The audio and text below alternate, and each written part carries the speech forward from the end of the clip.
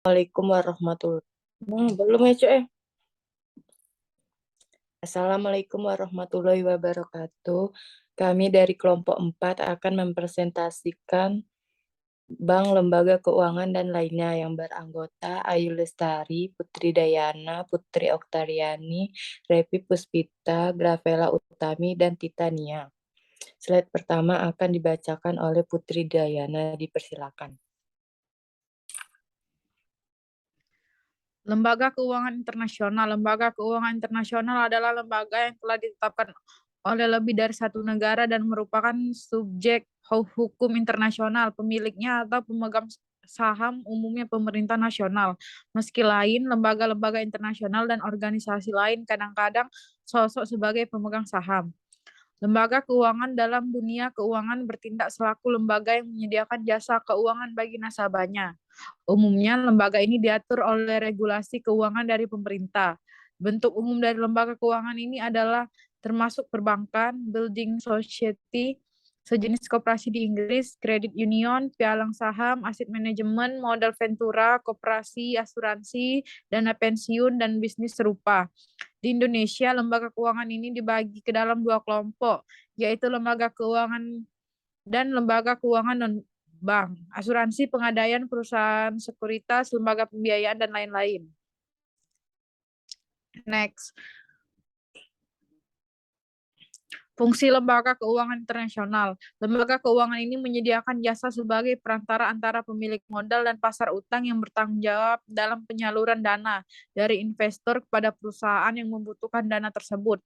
Kehadiran lembaga keuangan ini yang memfasilitasi arus peredaran uang dalam perekonomian, di mana uang dari individu investor dikumpulkan dalam bentuk tabungan sehingga resiko dari investor beralih pada lembaga keuangan yang kemudian menyalurkan dana tersebut dalam bentuk pinjaman utang kepada yang membutuhkan. Tujuan lembaga keuangan internasional. 1. Membantu negara-negara Asia khususnya dalam mengkoordinasikan kebijakan dan rencana pembangunannya dengan tujuan antara lain menyehatkan perekonomian dan meningkatkan ekspansi perdagangan luar negeri. 2. Memanfaatkan sumber daya yang sedia dengan prioritas untuk membangun negara-negara Asia khususnya yang masih terbelakang. 3. Memberikan bantuan teknis untuk menyiapkan, membiayai, dan melaksanakan berbagai program atau proyek pembangunan termasuk memformulasikannya usulan proyek. Selanjutnya akan dibacakan oleh Titania. Dipersilakan. Bentuk-bentuk lembaga keuangan internasional. Bank Dunia. 1. Pengertian dan sejarah terbentuknya Bank Dunia. Istilah yang digunakan untuk menggambarkan sebuah lembaga keuangan internasional yang memberi pinjaman leverage ke negara-negara berkembang untuk program modal. Bank Dunia memiliki tujuan untuk mengurangi kemiskinan. Pada awal tahun Perang Dunia Kedua, ahli-ahli keuangan dari gabungan beberapa negara menganggap bahwa setelah Perang Dunia Kedua akan membawa pengaruh akan adanya kebutuhan atas peraturan-peraturan mengenai kerjasama internasional untuk memecahkan masalah dalam hal moneter dan permasalahan-permasalahan keuangan lainnya. Bank Dunia didirikan sebagai lembaga investasi internasional jenis baru untuk memberikan atau menjamin kredit-kredit yang dituju untuk proyek-proyek rekonstruksi dan pertumbuhan yang produktif. Dana untuk itu berasal dari modal Bank Dunia itu sendiri yang terdiri dari kontribusi pemerintah, negara-negara asing, dan melalui mobilisasi modal swasta. Modal saham Bank Dunia disusun sedemikian rupa sehingga setiap resiko dalam melaksanakan kegiatan dibebankan ke negara-negara asing dengan berdasarkan kekuatan ekonomi mereka masing-masing.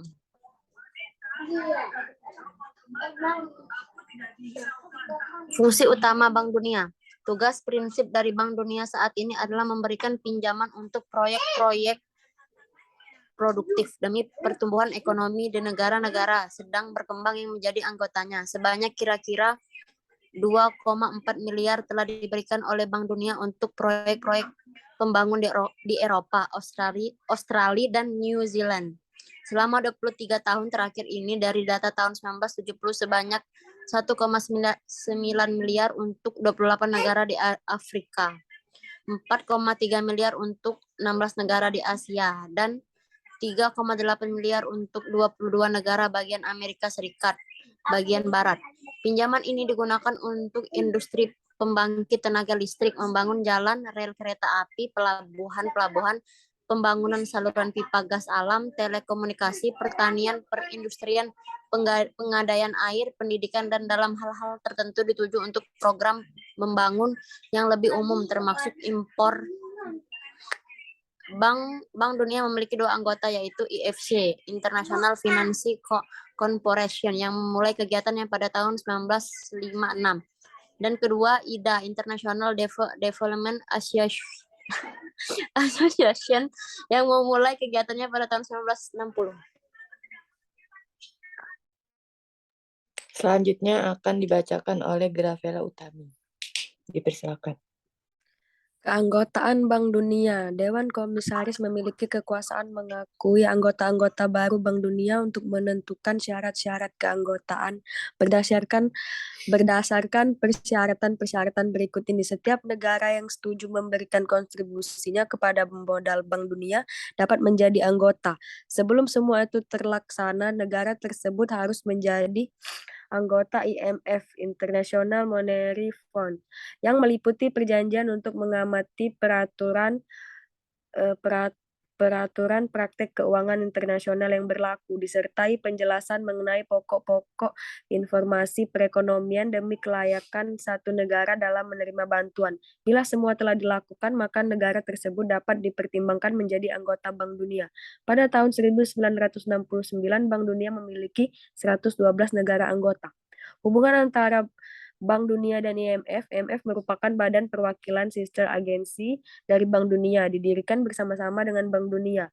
IMF menitik beratkan pada masalah moneter dan Bank Dunia menitik beratkan pada pembangunan perekonomian. Namun tujuan utama dari IMF adalah meningkatkan kerjasama moneter internasional, mengembangkan ekspansi dan pertumbuhan yang seimbang dalam perdagangan internasional, meningkatkan stabilitas kurs, menurunkan restriksi kurs, dan memperbaiki ketidakseimbangan neraca pembayaran. Membantu usaha untuk meningkatkan pertumbuhan ekonomi negara-negara anggotanya melalui pemberian pinjaman untuk proyek-proyek pembangunan yang produktif. Selanjutnya akan dibacakan oleh Revi Puspita. Dipersilakan.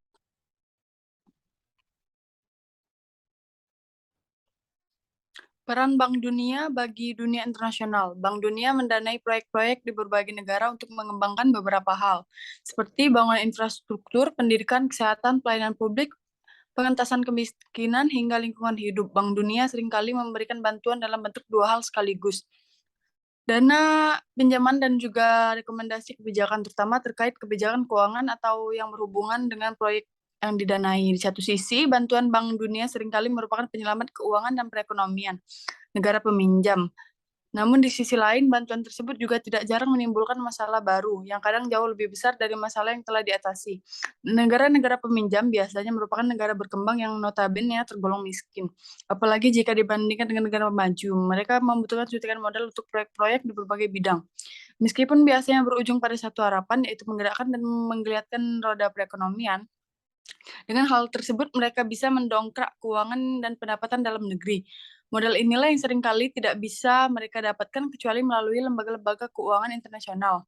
Dalam konteks ini, Bank Dunia memberikan keuntungan bagi negara-negara peminjam karena biasa peminjaman yang diberikan tergolong berbunga rendah.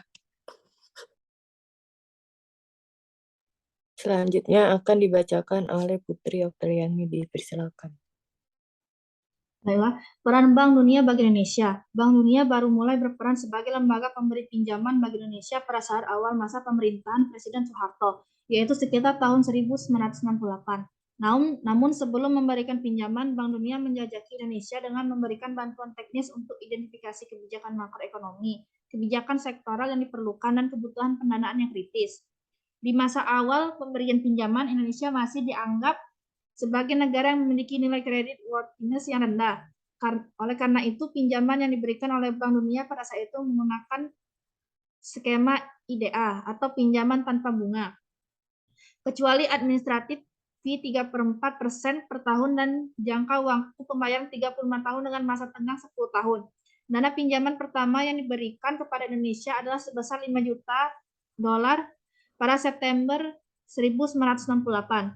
Pada tahun-tahun berikutnya, Indonesia berhasil menunjukkan performa ekonomi yang memuaskan dengan rata-rata pertumbuhan ekonomi sebesar 7% per tahun, jauh lebih besar dari rata-rata pertumbuhan ekonomi negara peminjam lain.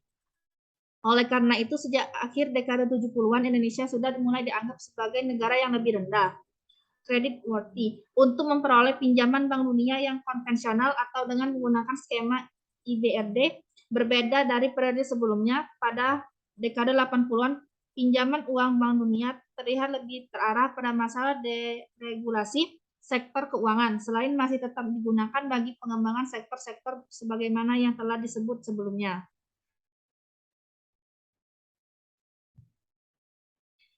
International Monetary Fund atau IMF adalah organisasi internasional yang bertanggung jawab dalam mengatur sistem finansial global dan menyediakan pinjaman kepada negara anggotanya untuk membantu masalah-masalah keseimbangan neraca keuangan masing-masing negara. Salah satu misinya adalah membantu negara-negara yang mengalami kesulitan ekonomi yang serius, dan sebagai imbalannya negara tersebut diwajibkan melakukan kebijakan-kebijakan tertentu, misalnya privatisasi badan usaha milik negara. IMF memfokuskan pada masalah moneter, sedangkan World Bank memfokuskan pada pembangunan ekonomi.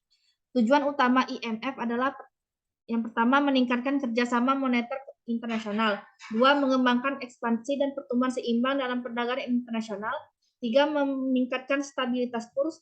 4, menurunkan restriksi kurs. 5, membantu usaha untuk meningkatkan pertumbuhan ekonomi negara anggota melalui pemberian pinjaman untuk proyek pembangunan yang produktif.